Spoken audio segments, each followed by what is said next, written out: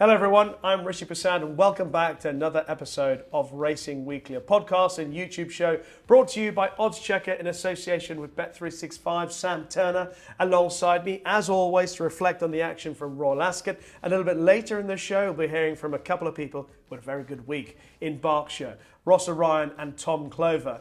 Sam, a brief word from you before we get into our chat about how it all unfolded. How do you sum up how good Royal Ascot was this year? I thought it was brilliant. First, I'm really glad to see you. I thought you'd be sipping a pina colada on a beach in Bali, spending your Rogue Millennium winnings and 1/40th of a share. Calculating how much you're going to get. I calculated all week. I bet you did, yeah.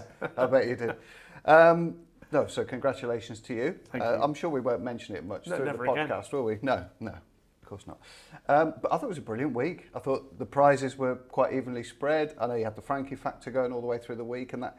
I'm not saying it became a bit nauseous at one point, but for somebody who I watched at home all week, and look, he's obviously going to dominate the headlines, but it was nice that other people did as well. The weather helped.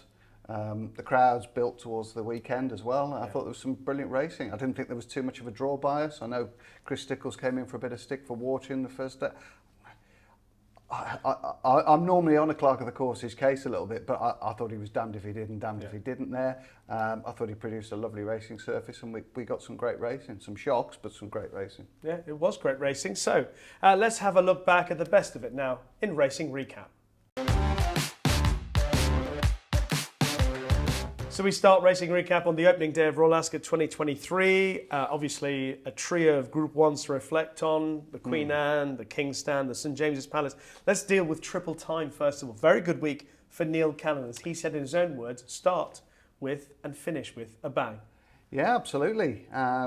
Jockey reborn and his return to these shores after a good spell away, riding away. And carries on as good as ever, really. He's always known as quite a strong and direct rider. Did a good job anchoring Triple Time as well. He was a bit exuberant early on and had enough in reserve to see off Inspire. Did that not surprise you that he had enough in reserve at the end, considering he was pretty keen early on? I think he was well positioned. Obviously, him and Light Infantry, they were very well positioned. I think it was a true gallop, but I think a very effective gallop and a not a steady one, but I think he was ridden to brilliant effect, as was Light Infantry. And Inspire was the only one really who could make ground on either of them. She looked as though she sort of took a big heave, didn't she, between the furlong and the winning line, and just ran out of puff a little bit up that hill. So that was a good comeback from her, a good effort from Triple Time, and onwards and upwards for him. Yeah, Triple Time 5-1, Bet365 for the Sussex. Inspire's actually 4-1, she's shorter. Brad Sell, they paid 35 grand to supplement him. Yeah. And he, despite a slightly errant path in the closing stages, did enough to hold off Highfield Princess. Well, supplementing was the way to go that week, wasn't it? Obviously, you stumped up about 13 grand to that Rogue Millennium. Not of my own money. Just a third of it. And Bradsell, who had checked out quite tamely, hadn't he, in a couple of starts this year, not only in the Commonwealth Cup trial, but also in the Sandy Lane. And the decision was made to drop back to 5. I think one or two of us questioned whether he was still feeling the injury and he was willing to go through not the pain barrier, but put his body on the line again after that injury. But brilliant training performance and a superb week for trainer and jockey. Indeed. The St James's Palace Stakes. Now, going into that race, you'd mentioned, like a lot of the experts on times, that Paddington hadn't really put up a big time figure. No. But he did enough to comfortably beat Chaldean. And I know that maybe some people might say Chaldean did a little bit too much early on, but I think Paddington, brilliant performance, just way superior. He sort of elevated his speed figures to a different level. The figures I keep, roughly, top class horse would be, get a rating of 100. He got 101. Previously, just to put a bit of context on it, I'd go and doing sort of 89s and winning an Irish Guineas. Mid 80s winning the handicap and the listed races. So he's taken an absolute massive leap forward there, hit the line very strongly, looks for all the world like, 9 and 10 furlongs well within his compass. I was going to ask, what would be the next race if you were plotting the Paddington campaign? Difficult, isn't it? I think the eclipse comes too quick. Further down the line, Sussex is. And he's 2-1 favourite with Bet365 for the Sussex. Yeah, I can see it. I mean, he's just...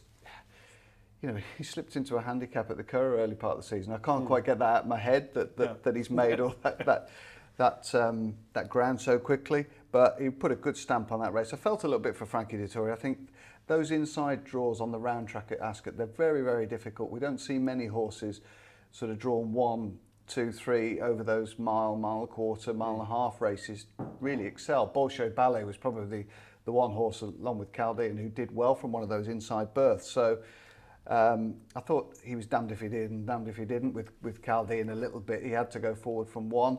They've probably gone a bit hard, him and Kev Stott on Indestructible perhaps. Yeah. They've gone too generous a pace, and that's helped Paddington. I think he'd be ideal for the Juddmonte. I'd love to see him have a go. Yeah, slide along there over a mile and a quarter on a fast track. Where he could meet Mostadaf, who we'll talk about in just a moment. Anything else from the opening day that worthy of a mention for you? Yeah, I thought a horse with no name, who's in foal to Cracksman, showed a right turn of foot. Unfortunately, Call in the Wind, which was my selection in the race. Similar. Yet again, placed at Royal Ascot, third year running. Yeah. I mean, God, must be the luckiest horse in training. He was unlucky at Chester as well. Yes. Yeah, he was. One day Calling the Wind. Yeah, interesting performance from Vauban, wasn't it? Would he have won a Gold Cup? Possibly, who knows? Melbourne Cup, though? Yeah, Melbourne Cup. Fingers crossed. How does Frankie get on that? Yeah. Well, there was little rumours that he's going to extend his... Yeah, well, it's been confirmed, I believe, that he goes from the Breeders' Cup to the Melbourne Cup. So I imagine... He's got previous in those colours. Max Dynamo didn't get the clearest run, did he? Probably. The Aussies gave him a bit of a battering for that. Yeah. So... I think he'd probably give himself a bit of a battering afterwards as well, to be honest. Wednesday. The big race was the Prince of Wales's, and I mentioned about the Juddmonte International, Mostadaf. I thought the third race was a big race, wasn't it, for you? We'll come back to that later on, no doubt. Okay. But extraordinary, Mostadaf before the race. Coltish for a very long spell. Oh, yeah, I was well jealous. When I say long spell, I meant that, how it was said, not any. Yeah, I can't get my head around this result. You know, you look at the figures, the base figure is a good solid base figure. You know, the sectional time is excellent. You know, the 2 furlong time is excellent, but it's not like absolutely extraordinary. Yeah. And yet there's 4 very solid benchmark horses that are well proven over a mile and a quarter on decent ground in good quality races, and they're just left trailing in the wake. I think this horse's bag is just a mile and a quarter on fast ground. Yeah. That's it. Yeah. You watch him go around in Saudi, just cantered around and then sprinted. Destroyed him, didn't he? And then he chased Equinox, probably the best horse on turf in the world. Yeah. And Equinox just blew him by, but he was the one who went chasing him. So, and he doesn't really probably stay a mile and a half. No. So, I don't think it's hard to accept that maybe he is just that good. I will take that. I think maybe he is that good. Yeah. And I wonder, you know, the likes of My Prospero are very easy to back. 7-2 out to 15-2. 1 or 2 of the Haggis horses were quite weak in the market. Ascot week and didn't really perform. Adayar, Luxembourg. You know, maybe we are in danger of just over-egging them a little bit. And maybe that race at the Curragh just took the edge off Adayar and Baybridge. Baybridge can, as he's got Luxembourg older... and Baybridge, Luxembourg and Baybridge. Baybridge, as he's got older, he can throw in the odd dull performance and then bounce back. You know, he did it in the Eclipse a little bit after a tough race here. So I wouldn't consign them to history just yet. No. The reason why I picked up on the Adayar thing is because I wanted to ask you about the Appleby team as a whole during the week. Was it not from 20-odd? Quiet, weren't they? A couple of horses run all right. But in general, you know, it was a well below par performance for Charlie Appleby's team. Yeah, and it's been a bit like that. They've been a bit stuttery, haven't they? I mean, it's a long season. It is a very long season. We're only late June. You know, we've got a lot of meat left on the bone, haven't we, of the flat season. So, but Charlie was saying, look, if you don't win all the top 2-year-old races with your juveniles, then what do you expect the 3-year-old year? But anything else on Wednesday apart from Big Evs? Apart from Rogue Millennium. We're going to mention. We'll talk about Rogue Millennium later. Okay, Big Evs, I was blown away by him. Yeah. My erstwhile colleague at the Daily Mail, Marcus Tan, had actually put him up in the paper as a bet and backed him himself, I think, because he told me before he ran at Redcar that they were very optimistic about him going forward, and That was a blistering performance. It really was. And Mick Appleby, after the race, he was absolutely after the race, but he seemed absolutely certain that this is a top-class horse, and he was always expecting him to win. What would you do with him? Oh, good question. Nunthorpe? Great shout. I know he's only off the back of 2 runs. Why not? But if you could get one more in, perhaps, and then... Why not? I mean, seeing him slide along at York, yeah, showing that speed. Plenty of pace. It's going to be. It could be a red hot race, couldn't it? With Cornegata perhaps going there, Highfield Princess. Be worried about them. But I think he might be a better. Well, the Platinum Queen got to Highfield Princess. You know, as it made her pull out all the stops at the Norfolk last year. He looks professional as well. Yeah, I think he won't hang like she did. No. Yeah. And if he's working with a NAF and doing good work with a NAF who's obviously placed in a King's Stand, then why not? Great shout, Sam. You race planning for Mick Appleby now? I think he's got that sorted, hasn't he? Who does that? Oh, it's one of Martin or Chris's 1,000 jobs, isn't it? They do have 1,000 jobs. On Thursday, obviously the headlines stolen by Frankie Dettori winning the Gold Cup at Ascot for a 9th time. For Frankie, of course, he brought up 80, which he said was the big number for him. Yeah, he mentioned that once or twice, didn't he, that he wanted to get to 80. Yeah. Obviously, he got to 81, but he's a long way behind the great Lester Piggott. Yes. Who, 4-day meet, 6 races a day. There's no question. Incredible, isn't it? I mean, not that Frankie's holding himself up on that level anyway. No, in fairness, but still. In modern times, Frankie's obviously amazing, but the Courage Mon Ami performance for me, it's a John Gosden, Thady Gosden. I know. I couldn't get my head around the performance, really. Yeah. I looked at the market and I thought Coltrane's a very strong favourite. I fancy him. I think he'll run really well. He's the solid one in the race. And he did. He did. He got a beautiful ride. He was always in position A. He did everything right and he had his pocket picked by what looks an exceptional horse. He was bounced out of a Goodwood handicap win, beating Gary Moore's Adagio. Poor Adagio, who I punted the next time he got beat. I mean, well, how's your luck? Yeah. But it was. I thought it was a brilliant riding performance, and obviously the training performance was exceptional as well. A very different story 12 months ago. I also thought creditable mention for Subjectivist. Yeah. Who hasn't been, obviously, he's had his problems, but what an effort. Carried out in his Shield, wasn't he? I thought that was a really good front-running ride as well. You look at the data, it was a good, strong pace, but without being a suicidal one. And the fact that he was still there at the death suggested that his rider got it bang on. What else on Thursday? Thursday? Another winner for Haley on the straight track with Docklands. Yeah. I was impressed with Waipiro. The way that he's quickened, his data looks quite good there. Yeah, I backed Exoplanet in that race, and originally when I watched the race live, I was cursing my luck because Oviedo came out, took out. I mean, Tom Markin couldn't have got a better passage through, could he? Obviously wipe it. But then I watched the race back, and I was less disappointed by the outcome of the race. I think even with a clear run, Waipiro would have held on. Yeah, quality horse, and it was nice to see him back up that Lingfield Derby trial. We were all over Military Order, weren't we, for the Derby, ran a shocker. And the Derby's starting to throw out 1 or 2 positive performances now. Indeed, because we'll move on and talk about what happened on Friday. Let's talk about the Derby performance, the King Edward. King of Steel. Brilliant. Absolutely brilliant. Yeah. Superb. Absolutely chuffed to bits for Kevin Stott. Megan, who obviously is his agent, his partner. A lot of pressure on that ride, I felt. And, probably not the deepest group race that we'll see, but he had everything to lose, really, King of Steel. I thought the horse never really settled early on. He was keen, wasn't he? He wanted to get on with it. They've dawdled as well. Yeah. I mean, the times tell you that. The overall time was absolutely paltry. But, I mean, sectional 23.88 from the 2-pole, quicker than Rhythm and Hooves, 24.22, quicker than Shaquille.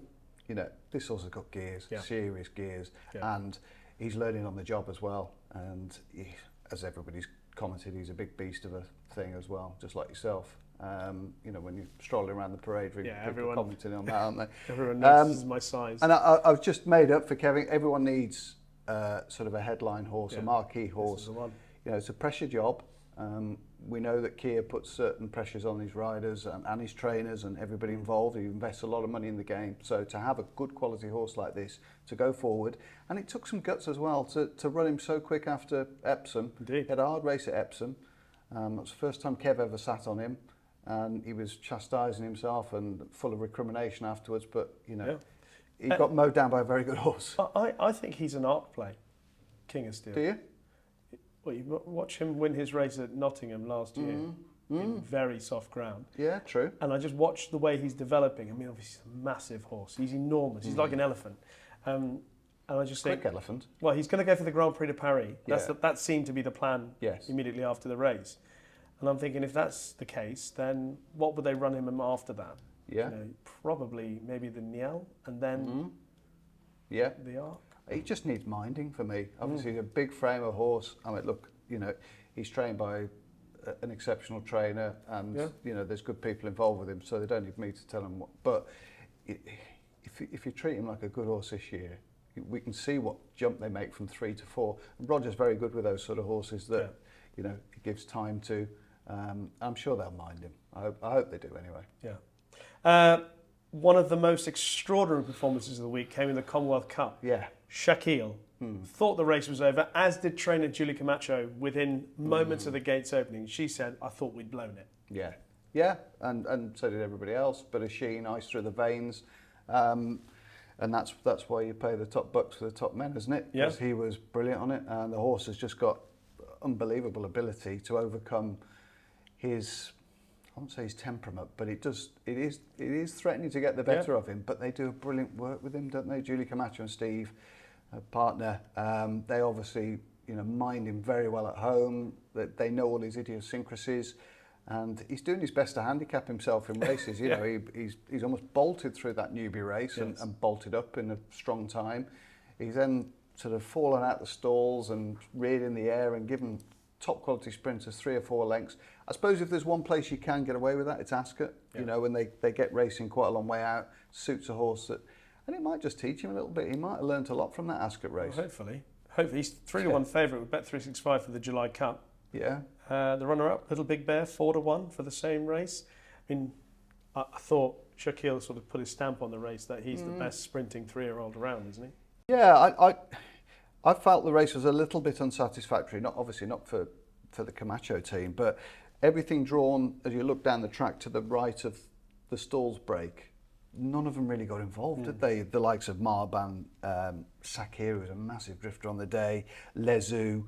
They just all seemed to run very, they looked a real conceivable draw bias when you looked at and you split the field in half.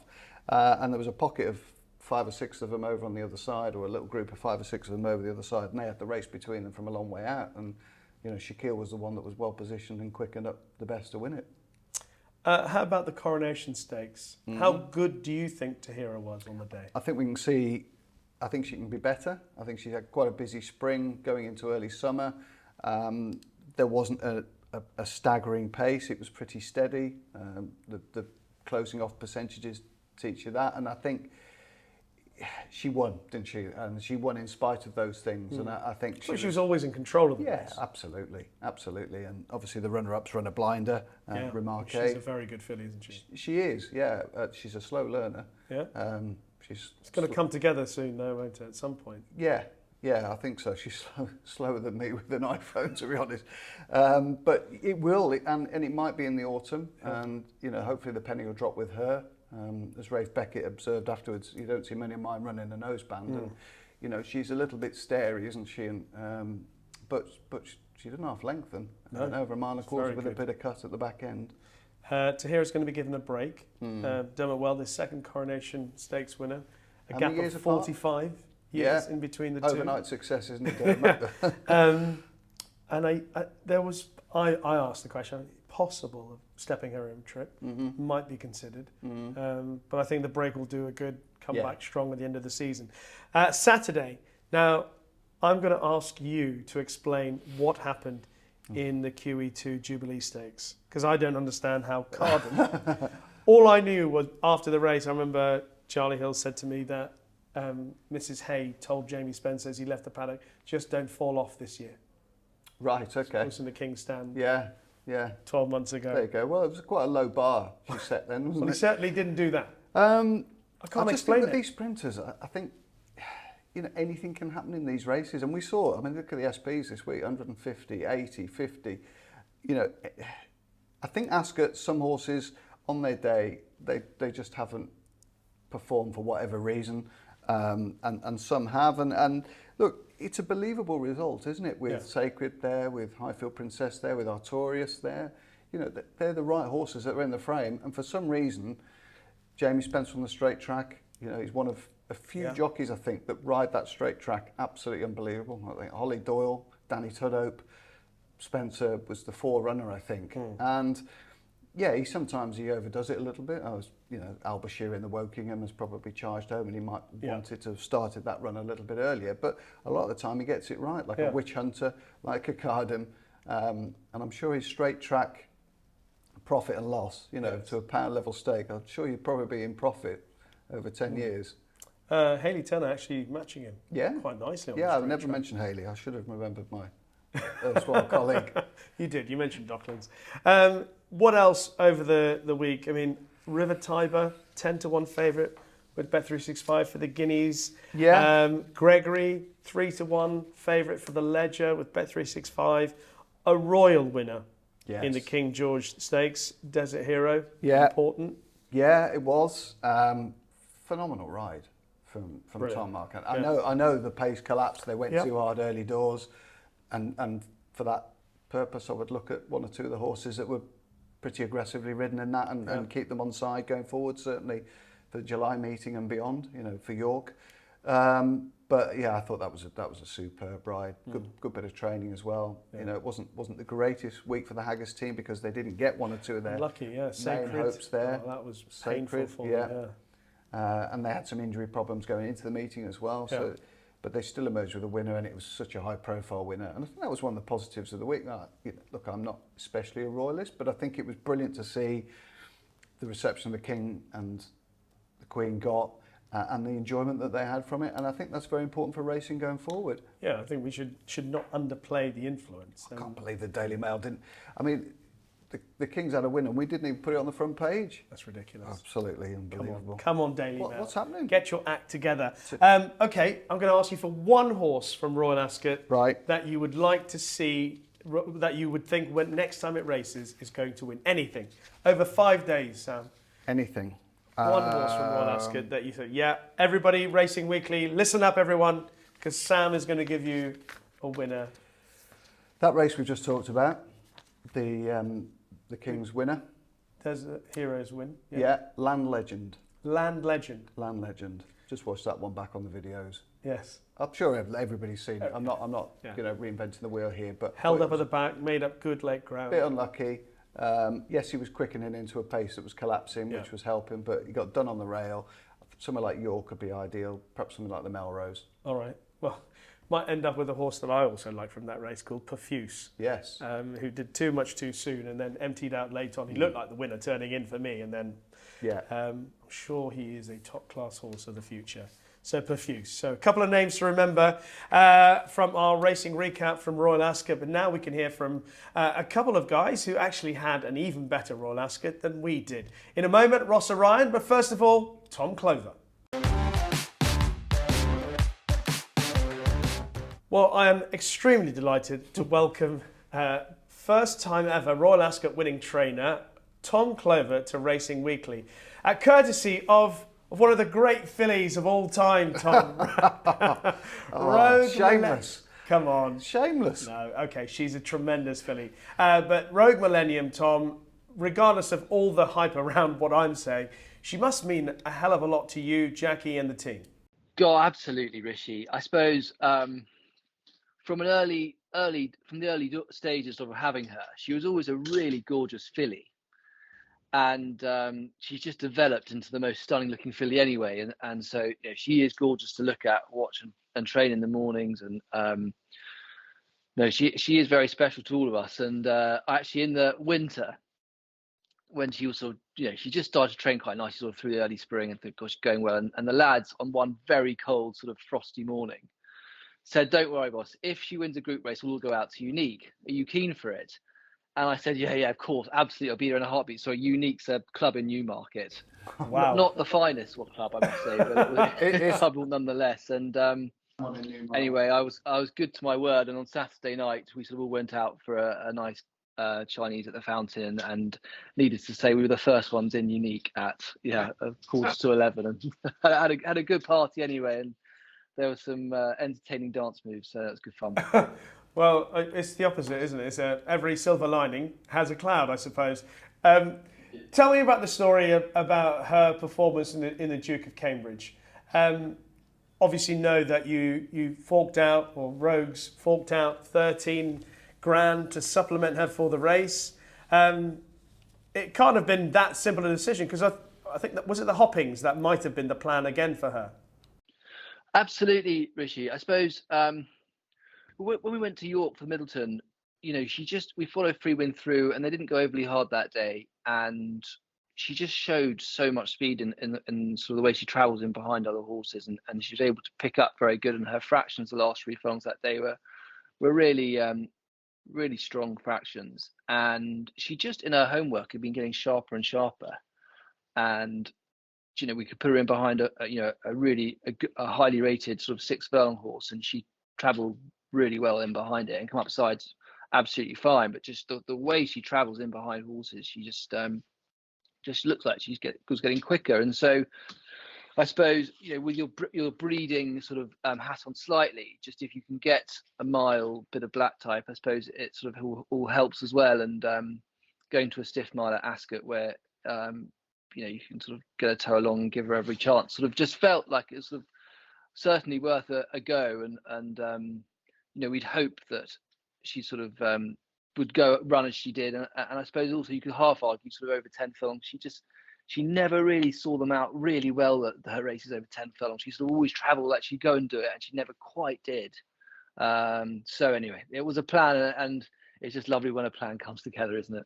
It is lovely when it comes together. Actually, Sam and I were chatting a few moments ago. I don't know if you've done the numbers for the race yet, the Duke of Cambridge, but have you not sent your sectionals through to him yet? I have to go through Tony Elliott first before anything goes to Tom. There's the middleman, and that's Tony Elliott. But Sam, you've been through the numbers for the race. Yeah, I mean, just the way that she's finished off. First thing we should say is Safi Osborne rode an absolute blinding race on Random Harvest and sort of stacked you all up a little bit, which would really have made it so difficult for your filly to come through and win in the manner she did. But you look at the 2 furlong sectional that she posted, 23.83. It's quicker than the Windsor Castle winner. I know that's a 2-year-old, but yeah. Big Evs is a pretty special 2-year-old who'd been working with a NAF who has been placed in a group race, Group 1. So it was a tremendous effort from her to overcome that sort of pace bias through the race and to quicken in the manner that she did. I'm just so glad that you've decided to run her over a mile instead of listening to people who keep telling you that she's a 1.25 filly. No, I haven't actually gone through the sectionals properly. I gathered that someone said it to you, but I actually haven't had properly time to digest it all. But as you said, Safi, felt like Danny said didn't go over hard, and Safi obviously rode a belter from the front, and she's a Royal Ascot jockey waiting to happen, isn't she? She's just going from strength to strength. But the way she's quickened up is just so exciting. I think there's a few people saying her fractions are sort of very good compared to all the other races as well. So no, really encouraging, and also it sort of makes you think, well, we're well within our rights to go to a flat conventional mile now, and hopefully with a bit more of a gap, she's got every chance still. For sure. And might that be abroad, the next one, if I'm right in the discussions that I've heard? Yeah, I think so, Rishi. Do going to something like the Rothschild, I feel that makes sense. It gives us a nice break, gives us sort of 5 weeks. It's the 30th of July, so it gives us a really nice time-wise fits to sort of try and have her A1 for that.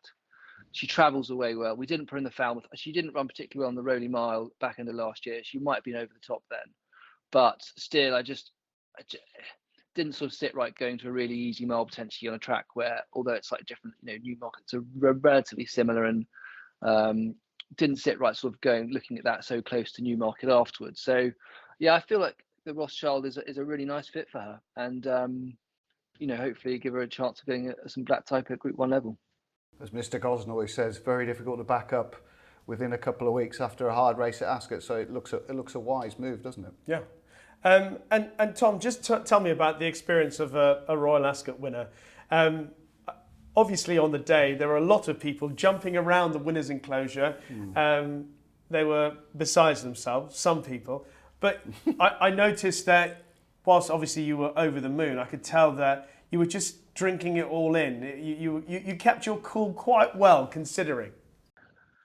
Yeah, it was the most incredible day, Rishi. Like, I know, we both sort of involved with the Rogues and things, and it just, I suppose you go through all your days racing, and when you sort of get captivated by a sport, you get captivated at those big days, whether it be the Cheltenham Festival or Royal Ascot, and I suppose they're the days you want to be at. And when you start off as an assistant, you're sort of, that's what you're working towards getting your license out, and then you look, you rent your first yard, you get your scramble together your first half dozen horses, and you're just all the time trying to work towards a big day. And I suppose you always want to try to show that you're able to do the job on the big day. And so yeah, it was just lovely because we had, Jackie was with, my wife was with us there, and my mum and my mother-in-law Gay, and I suppose training from now a yard like Kremlin, which has got such a huge history to it, where Michael trained, my late father-in-law, he's just trained so many lovely horses here, and I just feel it's just it's amazing to have another filly to sort of add to the roll of honour, of the lovely horses that have been successful here. There's been ARC winners. I think he trained 5 or 6 classic winners here, and endless Group 1 winners. And so, I mean, she's not a Group 1 winner, hopefully yet, but it's still, she's a lovely filly to, come from this yard. And I'm so pleased that we've been able to sort of add to that as the history of the yard.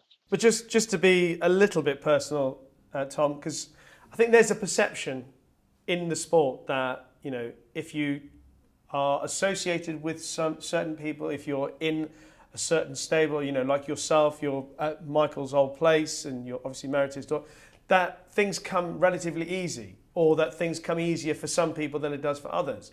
But actually, it's pretty difficult to get horses nowadays. It's hard work. It's not easy building the string up over a period of time, finding the good horses. And that's more of the satisfaction, watching how hard you, and so obviously everybody has perceptions of how everyone does it, but I've been lucky enough to see how hard you and Jackie work at what you do.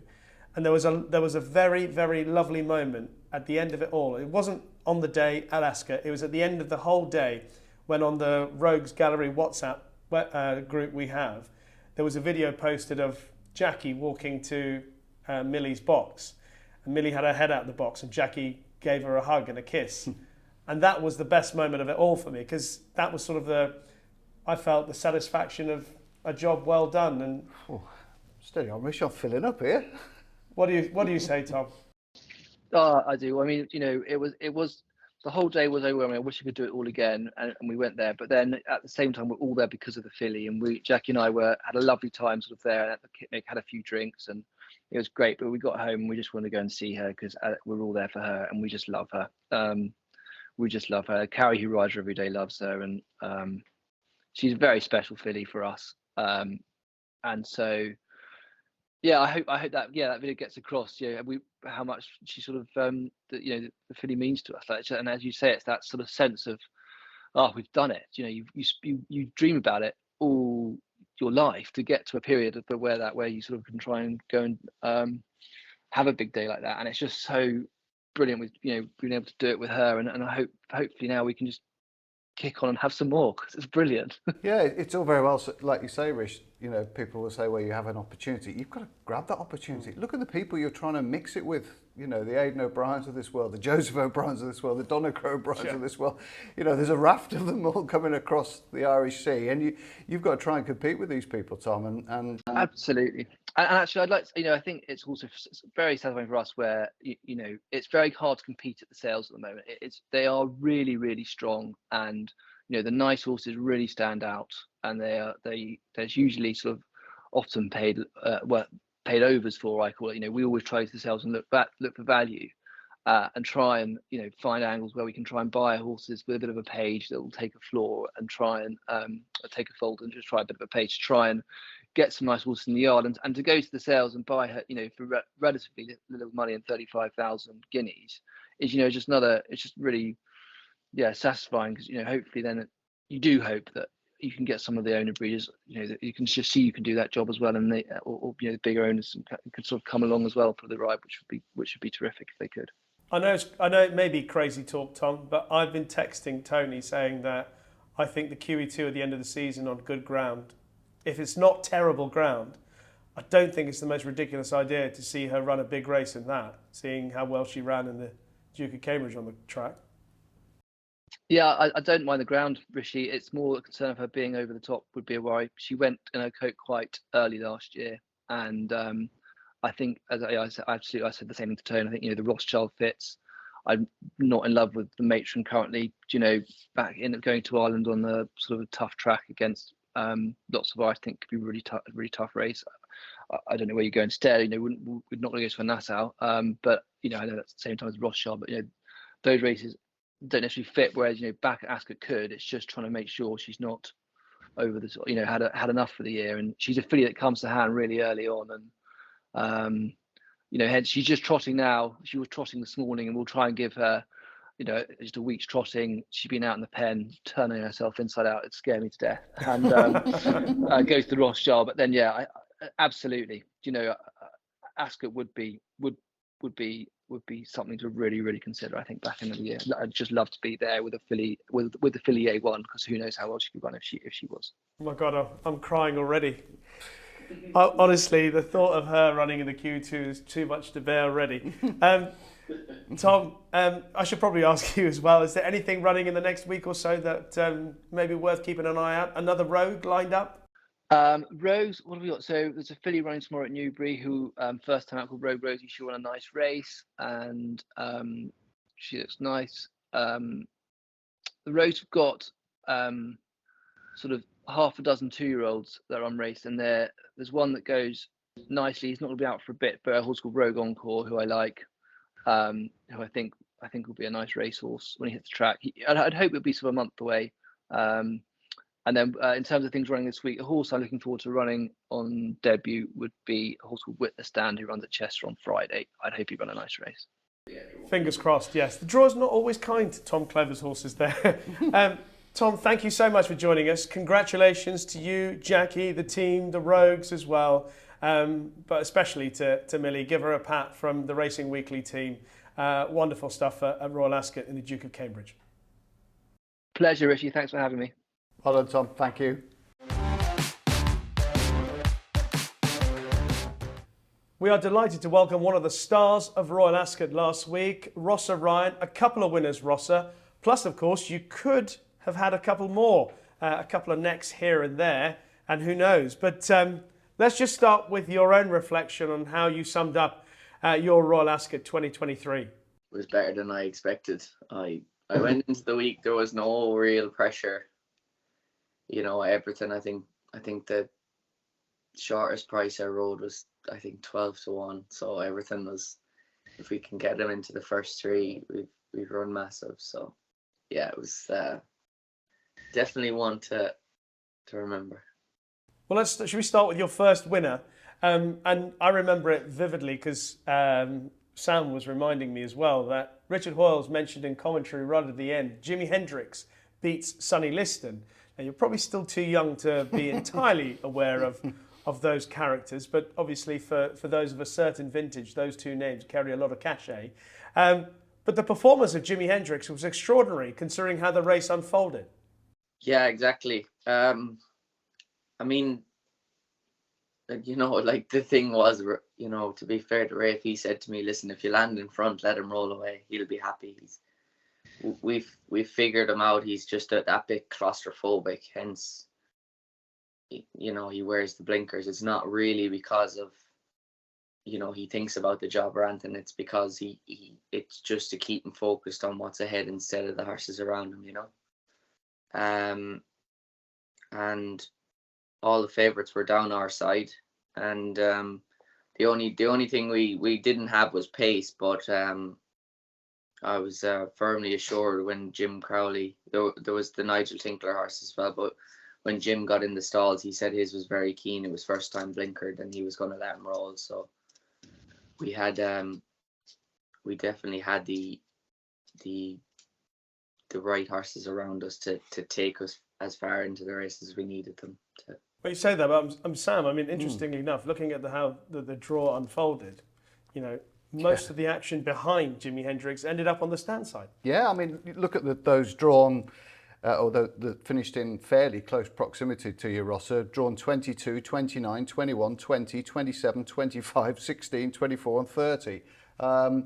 Did that sort of mid-race move, you know, where you just sort of loomed up and joined the sort of the front runners and the pace setters, and then you just seemed to shoot like 3 or 4 lengths clear in a matter of strides. Did that catch you out at all, or did you expect that was a change of gear he had?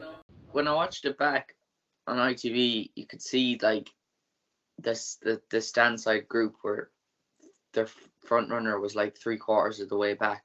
You know, we was going a good tempo, and we had made a slight attack adjustment to Jimi Hendrix, because he was so keen in Newmarket, and he actually missed the break, and I couldn't go early doors, and kind of I was happy where I was, but I was still always at him the whole way. And kind of 3 out, when I kind of just pulled him into a bit of daylight, he came alive underneath me. I never had any slight concern about him not getting the trip. So, you know, he showed it. I thought it was, you know, I thought the horse was exceptional on the day. Like, to do what he did in the Spring Cup on bottomless ground in Newbury, and then go to a complete different extreme on fast ground in Royal Ascot, and you know them horses that were on my side could only take me to the 2 pole, and in the end, I think someone said it was like a 9-length deficit from me to the horse that finished closest in my group. Valiant Force, Rossa, the next winner we'll talk about. It's interesting how things pan out in life, because obviously, had things been different, you might have been on the other ammo horse. Oh yeah, that's what I said to him. Yeah, look, he asked me about 2 weeks before Ascot about riding the second string in the 2-year races, and I had to just make sure everyone that I usually ride for had nothing going, and they didn't, and it worked out. It couldn't have worked out any better. They seemed confident, like he was overpriced, that he'd run big, and I didn't mind his form. I thought it was pretty solid enough. Maybe not to the extreme of elite status, but when I seen him, I fell in love with him, and he gave me a great feel down to the start. And Kev, to be fair to him, was very complimentary of him. And it was just one of those races that everything went so smoothly. Like, I couldn't have asked it to go any better, because I jumped so well, and I wasn't mad keen to make the running on him. And you know, Kev took the bull by the horns, and we went a lovely tempo, and I was taken rightly into near the furlong pole, and then I could kick on with him. And you know, he only did enough in front. I wouldn't have liked to have been there any sooner than I was, but he got the job done, and he definitely, you know, broke Ammo's duck with a massive impact. It was a bit of a bang. And just on that association with Ammo, I mean, obviously it was a fairly high-profile split. You obviously split on good terms, and I gather that you stayed in contact with Kia pretty much throughout, which was great. That sort of split would have affected a younger jockey quite considerably, and it has done. We've seen historically that sometimes it can be difficult to come back from that, but you kept your own counsel, and it worked out brilliantly for you this week. Yeah, no, look, I finished on good terms with Kia, and we still are on very, very good terms. That never died away. But I couldn't have thanked the men that are behind me at the minute, you know, massively, like Alan King and Clive Cox and Rafe Beckett, more or less. You know, I kind of had to pick up out of nothing, and they gave me support, and I kind of just started to get a roll on as the season was ending, and found some nice prospects in the process, just by chance, really and truly. But they had the faith in me, and yeah, it kept going over the winter, and we've rolled back into the summer, and they've hit the ground running. So it's been, I couldn't have, if you asked me 12 months ago, when it happened, what was going to happen, I was really lost in where I was going to be. But I knew for me, at the time, I think it was the right decision, more or less. And I think it just stood me in good stance, mentally, just, not being afraid to just say, no, I'm going on my own, But it's interesting, Rossa, because looking at your stats and your numbers, like obviously we would do coming into chat with you, you had 120 winners, I think, 2 seasons back, 116 last season. Considering you had the split last year, which, as Sam says, that's a challenge for any rider. You're already up to, 83 this season? I imagine both yourself and your agent, Steve Croft, must be pretty proud. You must be pretty proud of the bounce back factor.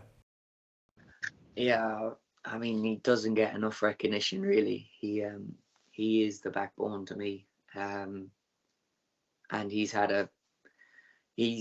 been one of those. He's had an unbelievable Royal Ascot, which was great to see. Jack and Neil Callan ride winners as well. But when the split came, he the only thing he rang me and just made sure everything was all right, and he just said, right, now it's time to work. And yeah, we've bounced back the right way. That's the thing, and we still have our target every year, and he knows that we need to meet it, and I know I have to meet it myself. So yeah, it's a match made in heaven, really. It's all very well giving Crofty all this praise, Rossa, but he sent you to Lingfield on Saturday. What was going on there? Well, I'll be honest with you now. I had one in for Rafe, but he wasn't going to run unless it was soft ground, and then there wasn't. I know there was a couple of late spares that came late in the morning, but we'd kind of already committed to going and riding in Lingfield, and Rafe had a 2-year-old there, so he was encouraging to go there to ride that. So and look, we got a winner there. So yeah, I jest, of course. There was a couple of near misses as well, wasn't there, at Ascot? Yeah, Kurdos, HMS president, they both a neck away, each one of them. I know, I was gutted. I just needed one of them to fall in. Alan has just done a phenomenal job, him and his team, to bring HMS back. He said 3 runs this year. He's not been out of the first 2. He's won 150 grand handicap, something ridiculous like that. And Clive, there was a lot of talk of Kurdos at the start of the year, and it didn't work out. And then he got keen in Newmarket, and he put things together rightly in Chester, and left himself with a lot to do. And Clive was very confident he'd run a big race, and I thought I'd got away enough. But I think that it didn't work for him in Royal Ascot that day. I think because of the draw it wasn't really. I didn't have anyone to take me further in. I thought the Amma horse would take me further into the race, and he didn't. But I do think he's going to be a name for the future. I think Clive knows he can get improvement out of him, and there is plenty to work on. He's still no finished article yet, and I would have loved to have got a winner for either or, because they're great people, but yeah, just wasn't meant to be. Rossa, there obviously, as you will be well aware, more names on the Roll of Honour at Royal Ascot this year, perhaps than I can remember in recent years. It's really well spread out, and one name that had a very good Royal Ascot was Mick Appleby. You rode his horse Anaf to finish a fine 3rd in the King's Stand. I mean, that, again, obviously Valiant Force was 151, but this was 50 to 1 in a Group 1 race. What was the reaction like when you got back? Oh, it's brilliant. I mean, Ed and the team there, the owners, they I couldn't ride him in Newcastle, and I couldn't ride him in Haydock, and it just looked like he might have been slightly spiral. He had reached his peak, but Mick didn't lose faith in him, and I obviously seemed to get on with him a small bit. But no, Mick, it was great to see Mick get a winner, because he doesn't probably get you know, he's the star trainer over the winter, but I don't think he gets the recognition he deserves with these sprinters, you know, like Anaf. And, you know, I think someone said to me that the 2-year-old that won the Windsor Castle was working with Anaf. So I could see why they were so confident with him. But yeah, he's a top trainer, and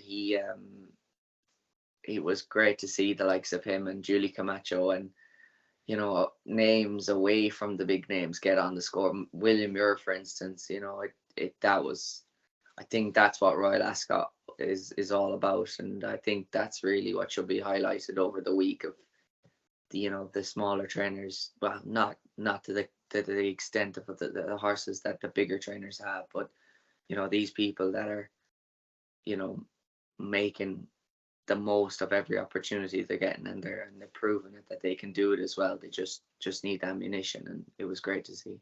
Yeah, shame for William Muir. He wins the Hardwick, and then the interviewer on ITV makes him cry afterwards. So it was disgraceful. So that actually, yeah, that was a really good interview actually. So, the only regret I had is that I never got a chance to interview Rossa. Your wins came on a day, I think, when you had the pleasure of Matt Chapman on both occasions. So.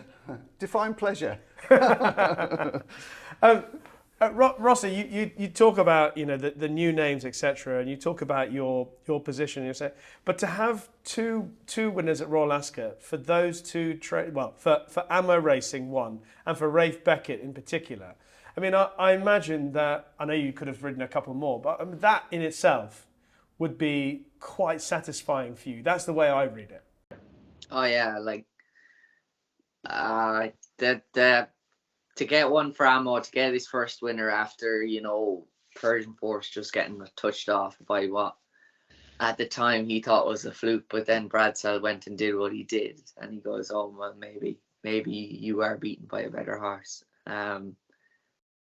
And for Rafe, you know, it's a new partnership really. You know, I've been riding for Rafe for a couple of years, but not to the extent I have this year. And you know, someone said to me that, you know, I don't think Rafe lines many horses that much out for Ascot, and yeah, I'd never seen a man speechless before, which I thought I'd never be able to do, but he was. Yeah, I mean, to train the 1-2 in the Royal Cup, drawn on different sides of the track, was just unbelievable, isn't it, really? It was extraordinary. I mean, there were lots of extraordinary moments during the Royal meeting. It also felt, I mean, being there all week, it also felt, and I know that the whole Frankie factor played its part through the whole week, but amongst the crowd, there seemed to be a real buzz all week through every race, every reaction, the roars of every crowd. There felt like much more of an atmosphere than, I know the crowds were down on a couple of days, but that's how it felt to me. Rossa, what was it like for you competing, that sort of buzz of Royal Ascot? Oh, it was brilliant. It was obviously my first time riding a winner in front of a crowd there. And I suppose every jockey's just chasing that adrenaline rush after the winning line, be it Royal Ascot or Group 1, you know, they kind of fall into the same bracket. But you know, it was I think the biggest thing for me was my family was there, and that just topped it all off. They were all there and they loved it, and I think we had no expectations, as I said, and to fall in with 2 was just something else. It was. Obviously, we must ask you if there's anything coming up in the next week or so that we need to. I mean, I'm assuming HMS President misses the Northumberland Plate. Probably might go to Newmarket or something. I can't. I would imagine, you know, Alan was talking about leaving him at a mile and a half, a mile 6, you know, depending on what's around. So I don't know. You know, he might, whether he's up to it, I'm not sure, but he might slip into an Ebor later in the year, but we'll see. Yeah, day by day, really. You must be encouraging Alan to try and get a few more flat horses. I mean, people have been trying this for a few years now. A Tritonic placed as well. I mean, yeah. The guy's just an incredible flat trainer, never mind National Hunt trainer. Yeah, and he's a great man as well at the back of it all. I think Friday night after we were done in Ascot. I was in Lingfield the next day, so we went to the pub for some food, and him and his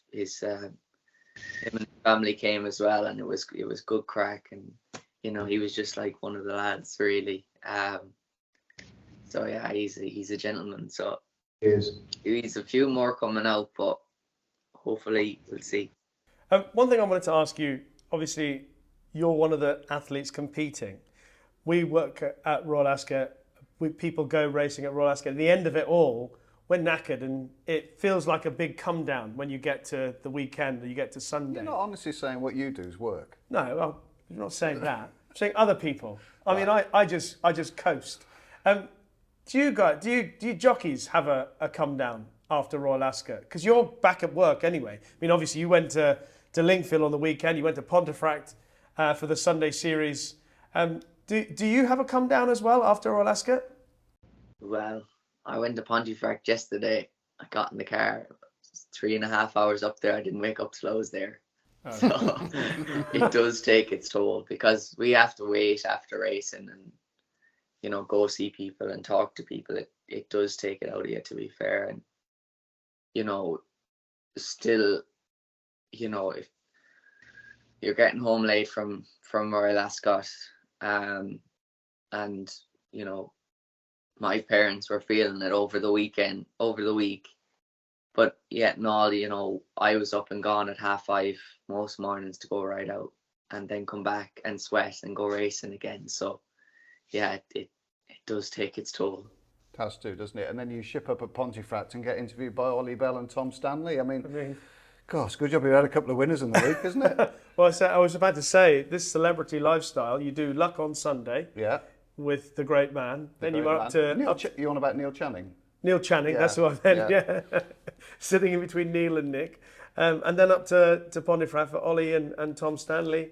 You got Matt Chapman and Rishi Persad pestering you at Royal Ascot. I mean, it must be the greatest week of your life, Rossa. Yeah, so far anyways, so far. Well, thank you very much for joining us. From everybody on Racing Weekly, hearty congratulations on a wonderful Royal Ascot. Well done on the season so far as well. Please give Crofty a big pat on the back from all of us, because as Rossa rightly says, he had a brilliant Ascot as well. He did. As agent. And hopefully you'll burst past the 120 winner mark for the season and produce a career best and add some more big race winners to it. Thanks very much, guys. Appreciate it. Cheers, Rossa. Thank you. Cheers, Rossa. Now, before we get into our weekend preview, just to let you know that our sponsor, Bet365, have an ITV Racing price promise. They'll not be beaten on price on any horse for all UK and Irish races shown live on ITV Racing. Full T's and C's can be found on the website. And now, a brief look at a couple of races coming up this weekend. Obviously, it's less prolific as it was during Royal Ascot in terms of the races to look at. But the Northumberland Plate, Sam, on Saturday, I think it's got a real opportunity for William Haggas to land another big prize. Yes. The current favourite with Bet365 is Post Impressionist. I think he'll take all the beating. Yeah, and you can understand why, can't you? He's got that profile. We haven't seen him yet this year. He looks a late developing, slow maturing type. Wound up last year in good, with a nice victory.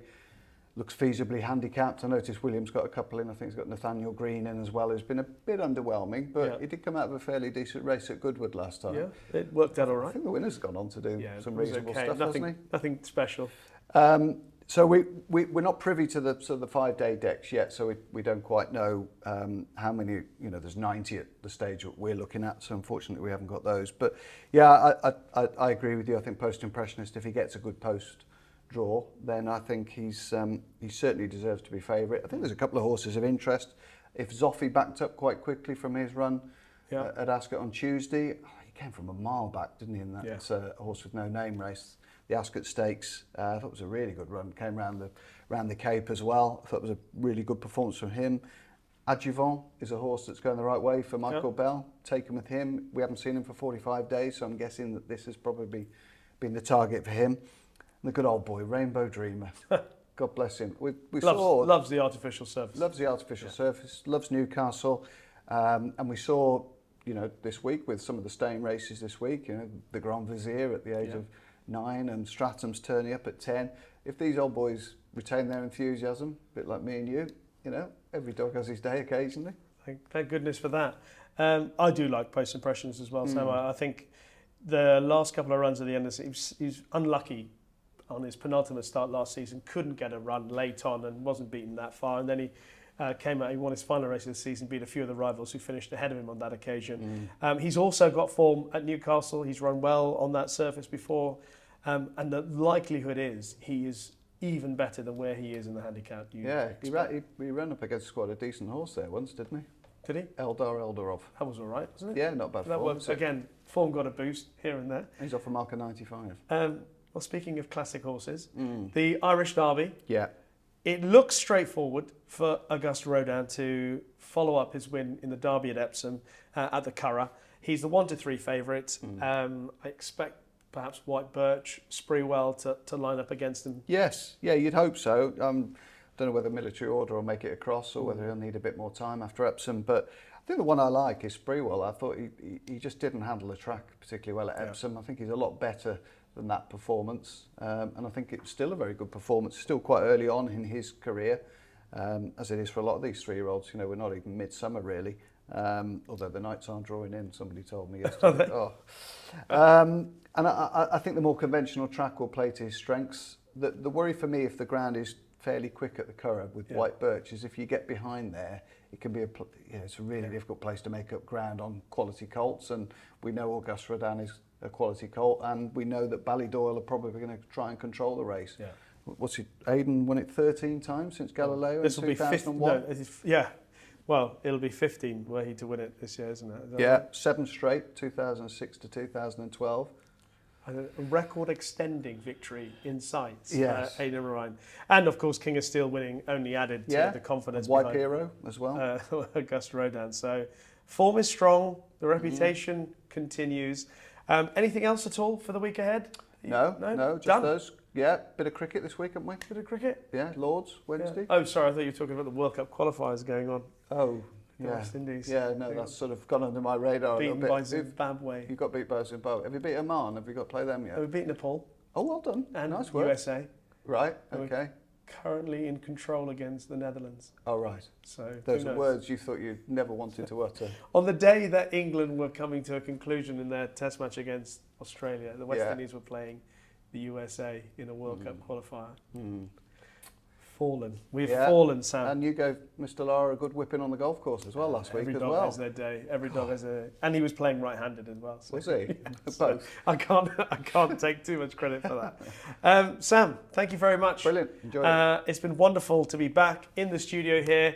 And that is it for this week's episode of Racing Weekly, brought to you by oddschecker in association with Bet365. Thank you very much to Sam Turner for watching, as well as Rossa Ryan and Tom Clover for joining us on this show. As always, if you like what you heard or watching this or any previous episode, then leave us a kind review on Apple Podcasts or in the comments section on YouTube. Kind comments, please.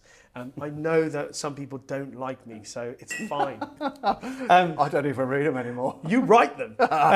We'll be back next week to have a look ahead to the eclipse, and we'll be in the company of the excellent ITV racing commentator, Richard Hoyles. Wow. Hope you can join us for that. But in the meantime, bye-bye.